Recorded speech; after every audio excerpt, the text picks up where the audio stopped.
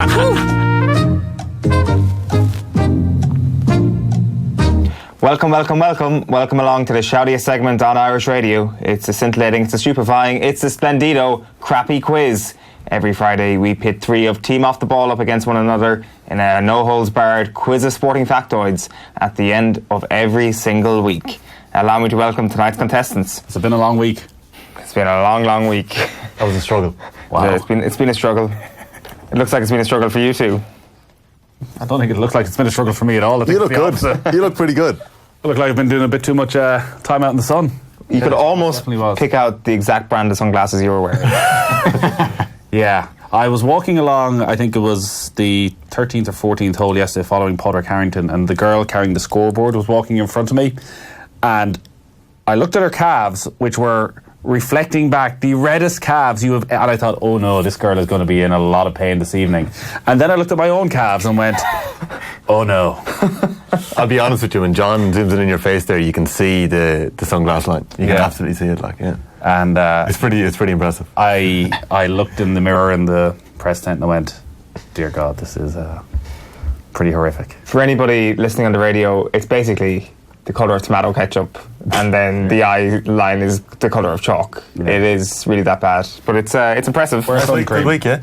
Lovely week. Weather was sensational. And then you leave today and it's raining. Is it raining down there? Yeah, seemingly so. Yeah, no, it's Lahinch is an incredible spot. Anyway. You know, it's sort of party capital, so it's an enjoyable few weeks. It's always tough, you know, as a father when you get away for a couple of nights. Any stories? Let's not. Any stories for us? Well, you see, you're always no, just tell the story. We might get to a certain story in a while. What I want to know though now at this point is, like, you present or co-present the Forefront Golf Podcast. One of the most forefront golf podcasts in the continent. In the world, I would say. In the world. What's it like being at a European Tour event? Being you? Just been amongst our people. You know? It must be. Met a lot of friends. How do you deal with it? Met a lot of friends of the pod down there. Really? A lot. Very friends of the pod are a certain calibre of person as well. What do you mean? ABC ones? Just lovely people. Probably that as well, but you know, just very friendly people. They're all just very warm. What was the friendliest friend of the pod you met? The friendliest friend of the pod? Well, late on Wednesday night in Lahinch we met quite a few friends of the pod who, you know, gets to the stage they start telling you maybe things that you could just slightly improve on in the pod. Such as? Just ignore them. You know, we're not looking for feedback here. How can you? Can anyone be a friend of the pod? Like, you just have to listen. You just have to listen. You just have to listen on a regular basis. So there's nothing else. Just a regular basis, or Jack Nicklaus is a friend of the pod now. Really? Did you not see the tweet? No. You're joking. Yeah, literally. How could you not see that Jack Nicklaus retweeted Golf Weekly? I did not see this. What? I did not see this. I'm not joking whatsoever. Oh, you did. What? Nicholas tweeted. So we put up our show for Monday night. In fairness, he's tweeting Conor Moore. Are you taking the? I'm absolutely not taking the piss. That's incredible. Well done. So he saw our clip of Conor Moore telling the story about Jack Nicklaus. Yeah. How he was a great guy and sent him a signed photo for his dad and all this. And Jack, with his 500,000 followers, 473, went. Oh, so sorry, he retweeted this Conor Sketches doing a thing. He didn't retweet a piece of Golf Weekly analysis. But it's Golf Weekly. Yeah, it's okay. It's the Golf Weekly umbrella. Wow. Oh, so he actually said, just know at Conor Sketches, I was laughing inside from minute one. Look forward to seeing you again. I saw that you mastered that Gary player, so maybe by then you'll have me down. P.S. Remember to always listen to your father at Off the Ball at Golf Channel. So he did mention that Off the Ball. He didn't mention Golf Weekly though. You see, that was a major branding moment right there, Nick. You put in golf, and Golf Channel must come first instead of Golf Weekly was the problem. There you go. This is like Morris Fitz tweeting you. What do you mean, Morris Fitz tweeting me? Is he on Twitter? Oh. No. How about? Who's the most famous Kerry player that's tweeted you? Paul Gavin? Has Galvin tweeted him? So this is totally different. He's tweeting the at Off the Ball channel here. So actually, here's a question for you: if you were walking down the street now and Jack Nicklaus happened to be in Dublin and he passed you, do you think he'd be like, "There's that guy"? That's the guy. Oh, absolutely. Do you think he'd stop you? I think he'd go, "Thanks for bringing that heartwarming story to the public's attention. You know, it's good to get that out there for brand Jack." It is important. It is important. You probably have a picture for you. What would be your price? That's what I'm wondering. I'd love a signed picture now as well. If Team Jack kind of sent a letter to, what is it, Ballantyre restaurant, wherever you're I'm from. not giving my exact address. And it was like a nice envelope from Jack Nicklaus saying, "Dear Mr. Murphy, you've done exceptional work. We'd love for you to come on board and represent Team Jack and actually market us." Would Jack. Would that be something you'd be Where's this interested going? in? I have no idea. Trying to get you a job with Jack Nicklaus. Yeah, if it gets me a job at Jack Nicklaus, I would jump at that. Here, let's get down to brass tacks here. JP just suggested a new Jack Nicklaus podcast, Jack Off the Ball. Dear God. Obviously, tomorrow night's big night. Yeah. Gaelic grounds. Yeah. Mayo Galway. Yeah. We're all hoping for a Mayo victory. We certainly are. Because, are you in on this? I haven't heard about this. Sunday week. about it now. Sunday week. Oh yeah, Sheahan's Killarney. bash. Old Sheahan's mammy is throwing a bash That's right. for all the Thank you, dubs. All the dubs, Mayo in Dublin, that are coming to Kerry on Sunday week. Saturday week, so the night before the game. Night before. You can come to the house the morning of the game if you want, but There'll be breakfast. the night there will of course be Where's the breakfast. Dublin Killarney? What's the Sheahan breakfast now? No, all the Mayos. What living isn't in- the Sheahan sorry, breakfast? Do you live in Killarney?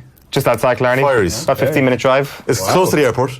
You could fly down. Very cheap flight. Close to the train. You can, of Yeah. course. Okay. Fly down. I'm already flying to Donegal on Wednesday. There'll be a lot of internal flights in 1 week, but maybe. Well, you are a feel Jack like a Nicklaus weekly representative now at this I know. point. He's helicopter. Anybody- So what's the plan for the party? Basically, debauchery is the plan. Your poor mommy. No, Has your mum gone out for like? You're having a party when you're like 17. You're wondering your parents going to hang around for a little bit too long. Like, is your mum heading out, or is she? Project X, Kerry, Is basically. she? is Is she what going it to be is. standing there? No, it's her idea, really. Okay. She was like, you haven't done anything in the house for a while. Do you want to bring down one or two friends?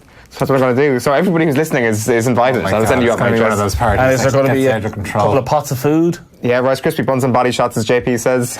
Van said he's going to be there if Mayo win. Kilban's bringing his dog. Oh. That is how. Pony. Yeah. What does your man think of that? That dog needs a saddle really more than anything else. Maguire. what a beast. What about the dog? Yay! Wow. Delete that. This has been a pretty crappy start. Delete that. Jesus. Allow me to welcome tonight's contestants.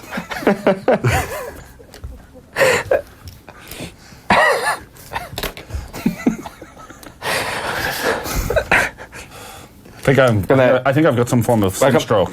I think you do as well.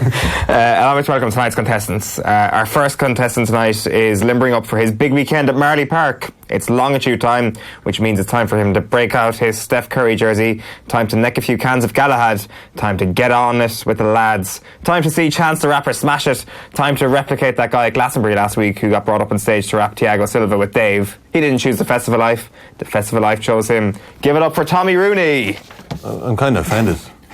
Dave is there, isn't he? What the hell? Hold on a second. No, I don't think Dave... Is David Longitude? Or is David Longitude cool? Are you going to longitude? I'm not. It's the biggest weekend of Meath season, and you're sending me off to Longitude. Do you go to Longitude every year? I only went once. Good enough for me to keep this joke running for the last 3 years. You're very welcome, Tommy. In the middle seat is a man who's planning a big spin-off show for Off the Ball this summer. It's based on 3 men in a boat, except the men include 2 sports broadcasters and 1 former football all-star. The plot involves one of the men forgetting... The plot involves one of the men forgetting to check into his hotel room... and the resulting pilot will be called 3 Men in a Bed. What is this about? I have no idea. It's been an eventful week for this gentleman in Lahinch. Give it up for Nathan Nate Dog Murphy. Well, hold on a second. You wrote the script. Good You intro. need to know what it's about. Yeah, what does it mean? It's a good intro. Just kind of shooting it, just a stab in the dark there. That might have touched on something. No. Go with the intro. Oh, he didn't even have an intro for me last week, so I stepped it up this week. Our final... our final... You're just not going to explain that Yeah, story. what is that? It's What's best going on? left unsaid, I think. 3 Men in a Bed, what does that mean? I have no idea. Listen, Golf Weekly presenters, it's important we get to know each other well. This has been a really giddy episode. son. Yeah. Owen's gone. It's over. It's over. Do you know what, Owen? We didn't do an intro for me last week. It's Just say Phil Egan's here. And Our final contestant tonight loves this time of the year more than any other. He can't go anywhere without people stopping him for a selfie. Every July, he's the most famous man everywhere he goes. They shout at him and say, "I love you at Wimbledon. I love you. Andre, can I get a photo? Please never wear that wig again." Please give it up for the man who's written the best sports book ever. It's Andre the Power Agassi. Hey. You're welcome, Phil. Thanks. I'm not seen it. As ever, the format is a classic crappy quiz with 4 questions each. After 4 rounds, it is a trivia equivalent of taking every game as it comes. The rapid fire rounds. Podcast Crappy Quiz on iTunes and Stitcher and Podcast Addict or offtheball.com. Give us 5 out of 5, even if that doesn't represent your actual opinion. And please send any questions you have via postcard to Crappy Quiz Quizmaster, Off the Ball Towers, Marconi House, Diggs Lane, Dublin 2. No post this week, unfortunately. Round 1 is the boring questions round. Never multiple choice. Tommy.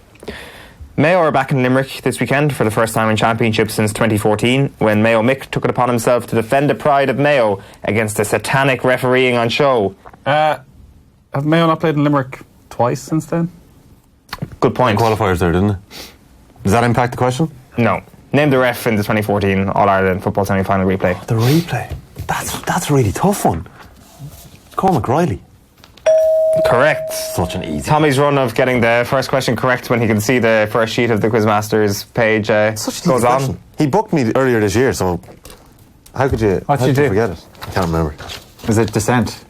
You see? No. Would you give a bit of talk back to the ref? No. Well, No? maybe. Depends. I might have on occasion once or twice before. Nathan, Russell Knox is reigning Irish Open champion. Who did he beat in the playoff last year? Ryan Fox. Correct. Question 1 for you, Phil. In this summer's transfer window, who has been the most expensive signing in Europe? João Felix. Correct. 1-1 after round 1. 126 million quid High standards. for João Felix to Atletico Madrid. Round 2 is the unethical sporting sponsorships round.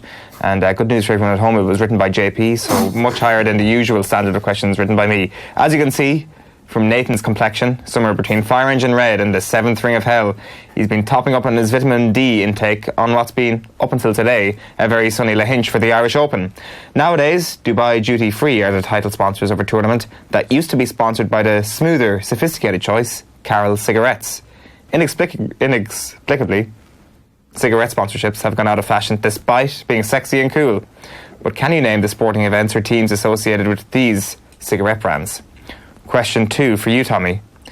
In the year 2000, Benson and Hedges ceased being sponsors of which snooker event, which for many years was held at Goffs?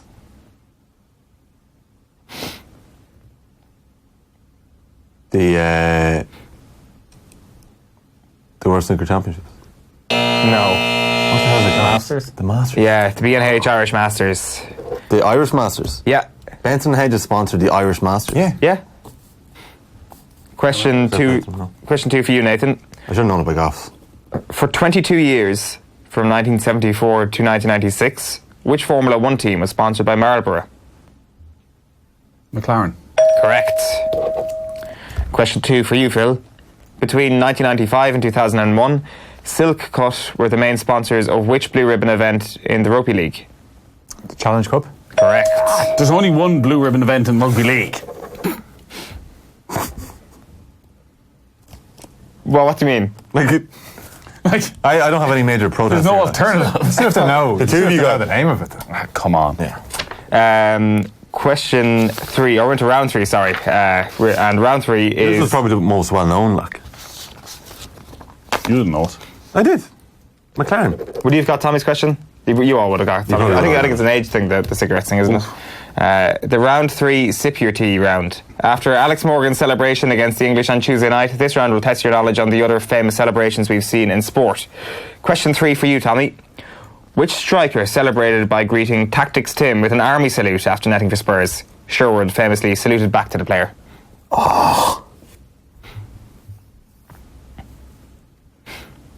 Who was it? Sherwood was still playing, wasn't he? Or was it? No, it was the manager at the time. I confused myself. Tick tock, tick tock. Lineker. 5. Gary Lineker. Adebayor. It's the Manuel Adebayor. I just thought they were playing together. So. Question 3 for you, Nathan. Rian O'Neill banged in the goals this summer for Armagh, replicating the celebration of which wrestler after netting each one? John Cena. Correct. Nathan on a roll. 3 from 3. See me. Question 3 for you, Phil. Pierre-Emerick Aubameyang isn't the only footballer to have donned the mask of a superhero while celebrating a goal. Which Newcastle player put a Spider-Man mask on after celebrating once? Jonas Gutierrez. Correct. 3 from 3 from Phil as well. Jesus. You guys are on fire. Tommy, you're on 1, trailing 2 points behind. As we move on I'm literally on fire. My head is exploding.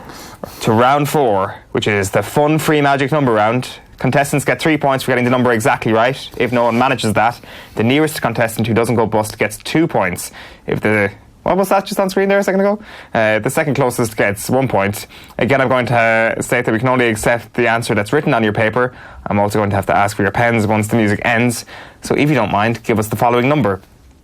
The number of Irish winners at the Irish Open this century, plus the number of stages in this year's Tour de France, plus the number of Wimbledon titles won by Rafa Nadal in his entire career, plus the number of hot dog eating contests now won by legendary eater Joey Chestnut. Your 30 seconds expires when Sinatra sings Bright Shiny Beads. All numbers, as ever, plucked from Wikipedia. So we need the number of Irish winners of the DDF Irish Open this century, the number of stages in this year's Tour de France, the number of Wimbledon titles that Rafa Nadal has won in his entire career. I'm looking at my numbers there, is. No. And most importantly, Joey Chestnut, the legend that is, on ESPN every July 4th. How many hot dog eating contests has he now won? Pens down. Tommy, what do you got? Do I have to go first again? 50. 50. What have you got? 43. 43. Oh, damn it, I'm bust. 34. 34. If you just hold your thoughts there for a second, I need to tot up all these numbers in my head. Good, give us the answers as we're going. And then we'll Give us the answers as we're going. Can you just leave me for a second? live maths. How many hot dogs did Joey eat? Okay, sorry. So, Tommy, you were 50. Yeah? Nathan, you were 43. Oh, I'm definitely bust. 34. Phil wins. It's 36. Oh. The other two bust. So 36 was the final answer. The number of Irish winners of the Irish Open this century? 3. Correct. 2. Harrington, Rory, Shane Lowry. The number of stages in the Tour de France? 24. 19, bang on. 3 weeks, 2 rest days. The number of Wimbledon titles won by Rafa Nadal? 8. 2. Joey Chestnut. Rafa Nadal has only won 2 Wimbledon titles. Yeah. He's the king of clay, Tommy. I was too caught up with the hot dog eating competition. And Chestnut has won It's 10, is I it? put 12. 12. Yeah. Phil is defending champion, I've been told in my ear, so there's a lot on the line here. Here, What? that last question. The hot dog one. What? It's not a question of sport. Yes, it is. It was on ESPN. Yeah. Have you seen him? It's so impressive. I don't care. It's not a. How many hot dogs did he eat this He's got more hot dog rings than Tom Brady has Super Bowls rings. He also probably got a ring around his stomach as well from all the hot dogs he's eaten. Oh, that is such a Dave McIntyre joke. It really is. Let's move on, because our winner tonight is going to be decided in the round that separates the men from the boys, the Tommy Furies from the Tommy Rooneys. It's the no team in particular ridiculously easy rapid fire round. It is what it is. The score you get in this round will be added to your score in the previous round. There will be 40 seconds for everyone to answer from the same set of questions. We're going to start with the person with the highest number of points. That's you, Phil. Then on to the person in second. That's you, Nathan. And then on to the person in last. That's you, Tommy. If you get a question How many correct... points have I? 3. 3. No, I have 4. No, you don't. You were bust the last time. You're both bust. So is Phil on 4 or 5? 5? Sorry, so it's 5-3-1, not 5-3-2. Lads. So Probably leave, Tommy, if you want. that is the state of play at the moment. 2 weeks in a row. You're 4 off the lead. If you get a question correct, I'll ask you another question and keep asking you questions until you get one wrong, Phil. Once you get a question wrong, I'll move on to Nathan, and your incorrect answer also means the deduction of 1 point. You ready to go? Yep. Your time starts with a Graham McDowell. The semi's kind of thick. Semi's kind of thick. Warren Gatlin is now the head coach of Bishop New Zealand Club. Chiefs. Correct. What is John Kiley's day job? Teacher. School principal. What is who is the women's top seed at Wimbledon this year? No, it's Nathan's question. You didn't get it right. Nathan. Top seed of Wimbledon. What? Nathan. Smaller help. No, Ashley Barty. Who scored the only goal in the Netherlands versus Sweden game at the Women's World Cup? Tommy. The dunk. No, Gronin. What club did Paul McGrath join after Manchester United, Phil? Aston Villa. Correct. What month of the year is the USPGA Championship? May. Correct. What score did Padraig Harrington shoot yesterday? 63, 7 under. Correct. Well done, Phil. You win. Apologies for laughing. Apologies to everybody at home. I did. I accept that. We all make mistakes. This is a massive quiz. We all make mistakes. Like, people tend not to wear sunscreen. I tend. When did you write this quiz? What? When did you write it? It was all over the place. This afternoon I wrote. It seemed a bit rushed, to be honest. Do you do any teaching, by the way, as a principal? I don't think so. Doesn't matter. You walked home, Phil. We've got Kyle McCullough on Friday Night Racing. We've got Niall McCullough on Friday Night Racing coming up after the break.